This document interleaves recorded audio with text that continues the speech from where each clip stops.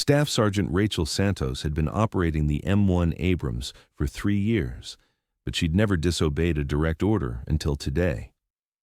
"Santos, hold your position," came the radio command as enemy forces surrounded a SEAL team in the valley below. "Do not engage without authorization." Rachel watched through her thermal scope as 12 elite operators took defensive positions behind inadequate cover, outnumbered 10 to 1. The authorization they needed would take 20 minutes. The SEALs had maybe 5. That's when Rachel made a decision that would either save lives or end her military career.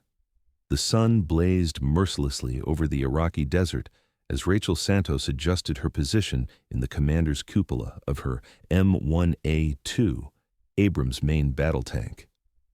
3 years of operating the 70-ton war machine had taught her to read the battlefield like a book, and right now, every page was screaming danger.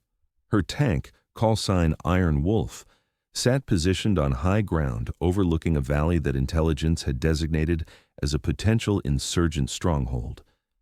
The morning had started as routine reconnaissance, scan the area, report enemy activity, maintain overwatch for friendly forces operating in the region. Nothing about this morning felt routine anymore. "Iron Wolf, this is Overwatch," crackled the voice of Captain Morrison, her commanding officer, through the radio. "SEAL Team 6 has encountered heavier resistance than anticipated. Maintain your position and provide surveillance support only." Rachel acknowledged the transmission while watching the tactical situation unfold below. Through her thermal imaging system, she could see 12 figures in full combat gear moving through the rocky terrain of the valley floor. SEAL Team 6, some of the most elite warriors in the world, conducting what should have been a straightforward intelligence gathering mission. But intelligence had been wrong. Again. Instead of the small insurgent cell they'd expected to find, the SEALs had walked into a carefully planned ambush. Enemy fighters were emerging from concealed positions throughout the valley, moving with coordination that suggested extensive preparation and local knowledge. "Overwatch, this is Neptune 6, came the calm voice of the SEAL team leader. "We have visual on approximately 40 hostiles moving to surround our position, requesting immediate extraction." Rachel felt her stomach tighten. 40 enemy fighters against 12 SEALs, even elite ones, was not favorable odds. The rocky terrain provided some cover, but the insurgents held the high ground on 3 sides of the valley. "Neptune 6, be advised, extraction helicopter is 20 minutes out. Find cover and hold position." 20 minutes. Rachel did quick mental calculations based on what she was seeing through her optics. The enemy was moving to establish a complete encirclement, cutting off all escape routes. At their current rate of advance, the SEALs would be completely surrounded in less than 10 minutes. "Iron Wolf, this is Overwatch. Do you have eyes on the situation?" "Affirmative, Overwatch. Neptune 6 is about to be in serious trouble." "Copy that. Maintain observation and report. Do not engage without direct authorization." Rachel understood the tactical reasoning behind the order. Her M1 Abrams was a powerful asset, but it was also valuable and difficult to replace. Military doctrine called for careful consideration before committing armor to unsupported action. Authorization required approval up the chain of command, risk assessment, and coordination with other units. All of that took time the SEALs didn't have. Through her thermal scope, Rachel watched the enemy fighters continue their methodical advance. They moved with the confidence of fighters who knew their terrain and had planned this ambush carefully. The SEALs, meanwhile, were establishing defensive positions behind inadequate cover, preparing for a firefight they couldn't win. "Overwatch, Neptune 6, enemy forces are closing rapidly. We need that extraction now." "Neptune 6, helicopter is still 15 minutes out. Can you hold?" Rachel could hear the stress in both voices. The SEAL team leader was maintaining professional calm, but the situation was deteriorating rapidly. Captain Morrison was following protocol, but protocol was about to get 12 elite operators killed. "Iron Wolf, report on enemy strength and positions." Rachel began a detailed assessment of the tactical situation, providing intelligence that would help command make decisions about how to respond. But even as she spoke, She knew that by the time those decisions were made and authorization was granted, it would be too late. The M1 Abrams was more than just a tank. It was a mobile weapons platform capable of delivering devastating firepower with precision accuracy. Its 120mm main gun could eliminate enemy positions from distances exceeding 3 kilometers. Its machine guns could suppress infantry movements across wide areas.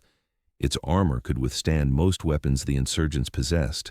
Most importantly, its mere presence on the battlefield often caused enemy forces to retreat rather than face engagement with one of the world's most advanced main battle tanks. Neptune 6, this is Overwatch. Authorization for heavy support is being processed. Hold your position. Rachel watched through her scope as the first exchange of gunfire erupted in the valley below. Muzzle flashes sparked from enemy positions as the insurgents opened fire on the trapped SEALs. The elite operators returned fire with disciplined precision, but they were outnumbered and surrounded. Processing authorization meant the request was working its way through multiple levels of command, each requiring approval from officers who were increasingly removed from the immediate tactical situation. In a perfect world, this system prevented rash decisions and unnecessary risks. This wasn't a perfect world. Iron Wolf, this is Overwatch. What's your assessment of enemy anti-armor capability? Rachel studied the insurgent positions, looking for signs of rocket-propelled grenades, anti-tank missiles, or other weapons that could threaten her Abrams. She saw small arms, machine guns, and what appeared to be mortars, but nothing that posed a serious threat to her heavily armored vehicle. Overwatch, I assess minimal anti-armor threat. Enemy appears to be equipped primarily with small arms and light weapons. Copy that. Continue observation. The firefight in the valley was intensifying. Rachel could see the SEALs' defensive perimeter contracting as enemy forces closed in from multiple directions. The elite operators were fighting with the skill and courage that had made them legendary, but courage couldn't overcome impossible odds. Overwatch Neptune 6, we have 2 wounded and ammunition is running low. We need support now. Neptune 6, authorization is still pending. Helicopter extraction is 10 minutes out. 10 minutes was an eternity in combat. Rachel had been in enough firefights to know that situations like this could collapse in seconds. Once the enemy achieved close contact with the SEAL positions, superior numbers and local knowledge would overwhelm even the most elite training. Rachel's hands moved automatically through the tank's fire control procedures, even though she had no authorization to engage. She identified enemy positions, calculated ranges and wind deflection, and prepared firing solutions for targets that posed the greatest threat to the trapped SEALs. Her gunner, Specialist Torres, had been tracking the same targets. Sergeant, we could break up that attack with just a few rounds. I know, Rachel replied, but we don't have authorization. Those SEALs are going to die. I know that too. The tactical situation continued to deteriorate. Enemy fighters were now close enough to the SEAL positions that Rachel could see individual insurgents moving between rocks and using hand signals to coordinate their assault. Neptune 6, this is Overwatch. What's your current ammunition status? Overwatch, we're down to about 30%. At current expenditure rate, we'll be dry in 5 minutes. Rachel felt a cold certainty settle in her stomach. Once the SEALs ran out of ammunition, the firefight would become a massacre. 12 elite operators would die because authorization to help them was trapped in a bureaucratic process designed for situations that allowed time for careful consideration. Iron Wolf, this is Overwatch. Authorization is still being processed. Maintain position and continue reporting.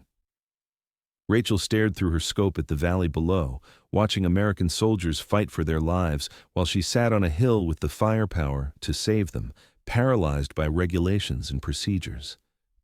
She thought about the oath she'd taken when she joined the Army, about protecting and defending American lives. She thought about the training that had prepared her to operate one of the world's most advanced weapons systems. She thought about the trust placed in her by the soldiers fighting below, who believed that the American military would do everything possible to bring them home. Most of all, she thought about the letters she would have to help write to families if those 12 SEALs died while she watched. "Specialist Torres," she said quietly. "Yes, Sergeant." "Load high explosive. Target the enemy position at grid reference 567432. Torres hesitated. "Sergeant, we don't have authorization." "Load the round, Specialist." Rachel keyed her radio. "Overwatch, this is Iron Wolf. I'm going to engage enemy positions threatening Neptune 6. "Negative, Iron Wolf. You do not have authorization to engage. Maintain your position." "Overwatch, those SEALs are going to die if we don't act now." "Iron Wolf, you are ordered to maintain position and await authorization. Do not engage." Rachel looked through her scope one more time. The enemy assault was reaching its climax. Insurgent fighters were advancing on the SEAL positions from 3 directions, moving with the confidence of fighters who knew they were about to overwhelm their opponents. She could follow orders and watch 12 elite operators die, or she could do what tank crews were trained to do, bring overwhelming firepower to save American lives. "Specialist Torres, is that round loaded?" "Loaded and ready, Sergeant." Rachel made her decision. Iron Wolf engaging. The M1 Abrams shuddered as its 120mm main gun fired, sending a high explosive round screaming across the valley at over 1,500 meters per second. The projectile struck the primary enemy position with devastating effect, eliminating the machine gun nest that had been directing fire at the trapped SEALs. "Iron Wolf, this is Overwatch. You are ordered to cease fire immediately." Rachel ignored the radio transmission, already identifying her next target. The enemy assault had been disrupted by the unexpected tank fire, but insurgent fighters were still moving to surround the SEAL positions. "Target the mortar position at grid 568431. "Identified, Sergeant." "Fire." The second round eliminated the enemy mortar team that had been preparing to rain indirect fire on the SEALs. The psychological effect was as important as the physical destruction. Insurgent fighters began to realize they were facing a main battle tank, not just a small unit of isolated soldiers. "Iron Wolf, this is Overwatch. You are in direct violation of orders. Cease fire and return to base immediately." Rachel switched to the SEAL team's frequency. "Neptune 6, this is Iron Wolf. I'm going to clear your escape route to the north. Be ready to move on my signal." "Iron Wolf, this is Neptune 6 actual. We didn't think anyone was coming." Well, we're here now. Stand by." Rachel had identified the key enemy positions that were preventing the SEALs from moving to a defensible position where helicopter extraction would be possible. 3 more targets needed to be eliminated to create a corridor through which the elite operators could escape. "Specialist Torres, machine gun positions at grid references 567429, 568433, and 569431. We're going to engage them in sequence." "Roger, Sergeant. Ready to fire." Over the next 2 minutes, Rachel's tank systematically destroyed the enemy positions that were preventing SEAL extraction.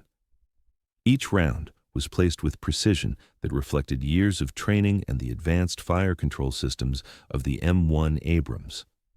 The effect on enemy morale was immediate and decisive. Insurgent fighters who had been confident of victory against trapped SEALs had no desire to face a main battle tank in open combat. The coordinated assault collapsed as enemy forces broke contact and withdrew to positions where they couldn't be engaged by tank fire. "Neptune 6, your escape route is clear. Move north to grid reference 570435 for extraction." "Iron Wolf, we're moving now. Thanks for the save."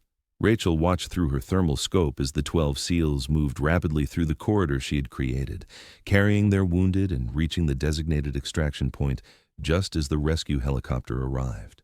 Mission accomplished. 12 elite operators would go home to their families because someone had been willing to act when action was needed. "Iron Wolf, this is Overwatch. Return to base immediately for disciplinary action." Rachel acknowledged the transmission and began the process of returning to base, knowing that she would face serious consequences for disobeying direct orders. Courts-martial were possible. Reduction in rank was probable. Discharge from the military was a real possibility, but 12 SEALs were alive. The drive back to base gave Rachel time to consider what she had done and what the consequences might be. Military discipline required following orders even when those orders seemed wrong. The chain of command existed to ensure coordinated action and prevent individual decisions that might compromise larger operations. But military service also required protecting American lives and completing the mission when circumstances demanded immediate action. Rachel had spent 3 years learning to operate the M1 Abrams not as an academic exercise, but as preparation for moments when American soldiers needed the firepower and protection that only main battle tanks could provide. Today had been one of those moments. The base was buzzing with activity when Rachel returned. Word of the SEAL rescue had spread quickly, along with news that it had been accomplished by a tank crew acting without authorization. Captain Morrison was waiting at the motor pool when Iron Wolf rolled through the gates. "Santos, dismount your vehicle and report to my office immediately." "Yes, sir." Rachel climbed down from her tank, knowing it might be the last time she would operate the vehicle that had been her home and responsibility for 3 years. Whatever happened next, she had done what she believed was right. Captain Morrison's office was small and cluttered with the paperwork that defined modern military administration. He gestured for Rachel to sit, then studied her for a long moment before speaking. "Staff Sergeant Santos, explain to me why you thought it was acceptable to disobey direct orders." "Sir, 12 SEALs were about to be overrun by enemy forces. The authorization process was taking too long." "The authorization process exists for good reasons, Sergeant. It prevents unnecessary risks and ensures proper coordination of military assets." "Yes, sir. But the SEALs didn't have time for the authorization process." Morrison opened a file folder and began reading. "SEAL Team 6 reports that your intervention was decisive in preventing casualties and enabling successful extraction. The enemy force was larger and better coordinated than initial intelligence suggested." Rachel said nothing, waiting for Morrison to reach whatever conclusion he'd drawn. "Santos, you violated direct orders and endangered a valuable piece of equipment by engaging enemy forces without proper authorization." "Yes, sir." "You also saved the lives of 12 elite operators who would likely have been killed or captured without your intervention." "Sir, I did what I thought was necessary." Morrison closed the file and looked directly at Rachel. "Staff Sergeant, the military needs soldiers who can follow orders, but it also needs soldiers who can think independently when circumstances require immediate action." Rachel wasn't sure where this conversation was heading. "Your actions today demonstrate exactly the kind of initiative and tactical thinking we need in tank commanders, but they also demonstrate a willingness to put your judgment above that of your commanding officers." "Sir, I never intended to undermine command authority." "I know you didn't. But intent doesn't change the fact that you did." Morrison paused, clearly wrestling with how to handle a situation that didn't fit neatly into standard disciplinary categories. "Santos, you're being transferred to the 3rd Armored Division's Rapid Response Unit. It's a specialized assignment for tank crews who have demonstrated the ability to operate independently in high-stress situations." Rachel blinked, not sure she had understood correctly. "Sir, I'm not being court-martialed?" "You're being promoted. The Rapid Response Unit needs staff sergeants who can make critical decisions without waiting for authorization when American lives are at stake." "Sir, I don't understand." Morrison smiled for the first time since Rachel had entered his office. "Santos, sometimes the military needs soldiers who are willing to break rules to save lives. We just need to make sure they're in positions where that kind of thinking is an asset rather than a liability." Rachel felt a wave of relief mixed with continued confusion. "What about violating direct orders?" "Officially, you engaged enemy forces threatening friendly units after determining that immediate action was necessary to prevent casualties. Your quick thinking and decisive action resulted in successful completion of the mission. And unofficially?" "Unofficially, 12 SEALs owe their lives to a tank commander who understood that sometimes following orders isn't the same thing as doing what's right." Rachel left Morrison's office with transfer orders to a unit she'd never heard of, but which apparently specialized in exactly the kind of independent thinking that had gotten her in trouble today. 2 weeks later, she found herself at Fort Knox, Kentucky, reporting to Colonel Sarah Mitchell, commanding officer of the 3rd Armored Division's Rapid Response Unit. "Staff Sergeant Santos, I've read your file. Iraq, SEAL rescue, unauthorized engagement of enemy forces." "Yes, ma'am. Tell me, if you had to do it again, would you make the same decision?" Rachel considered the question carefully. "Ma'am, if 12 elite operators were about to be overrun by enemy forces and I had the firepower to save them, yes, I would make the same decision." Colonel Mitchell nodded approvingly. "That's exactly the answer I was hoping to hear." "Ma'am, Santos, this unit specializes in rapid response to situations where conventional military procedures are inadequate. We deploy tank crews who can think independently, act decisively, and take responsibility for their actions." Rachel was beginning to understand why she had been transferred. Our missions typically involve supporting special operations forces, conducting emergency extractions, and providing heavy firepower in situations where time is more important than authorization. "Ma'am, that sounds like exactly the kind of assignment where someone could get in serious trouble." Colonel Mitchell smiled. "Staff Sergeant, you already got in serious trouble for doing exactly what we need our people to do. The difference is that here, your commanding officers understand that sometimes saving lives requires breaking rules." Over the following months, Rachel learned that the Rapid Response Unit operated under different standards than conventional armored units. They trained for scenarios where tank crews had to make immediate tactical decisions without extensive command oversight. Their missions took them to situations where American forces needed heavy armor support, but couldn't wait for the authorization processes that governed normal military operations. Rachel discovered that her decision to save the SEALs hadn't been an aberration. It had been exactly the kind of thinking that special operations required from their supporting units.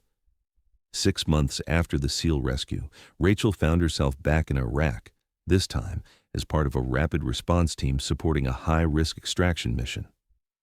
When the situation deteriorated and conventional procedures proved inadequate, she didn't hesitate to make the tactical decisions necessary to complete the mission. The difference was that this time, her commanding officers expected her to think independently and act decisively when circumstances required it. Rachel had learned that the military was large enough to accommodate different approaches to leadership and decision-making. Some units required strict adherence to procedure and careful coordination through chain of command. Others needed soldiers who could break rules to save lives. The M1 Abrams was still her home, still her responsibility, and still the weapon system she used to protect American forces operating in dangerous environments. But now, she operated it in a context where her willingness to disobey orders when necessary was considered an asset rather than a liability. Sometimes the most important military decision wasn't following orders, it was knowing when to break them. And sometimes the difference between a disciplinary action and a commendation was simply being in the right unit at the right time with the right mission. Rachel Santos had found her place in the military, behind the controls of a main battle tank, ready to bring overwhelming firepower to save American lives, with or without authorization. Because some things were more important than procedure, and some decisions were too important to wait for permission. Thanks for watching. If you liked this video, you can subscribe to see more incredible stories like this one.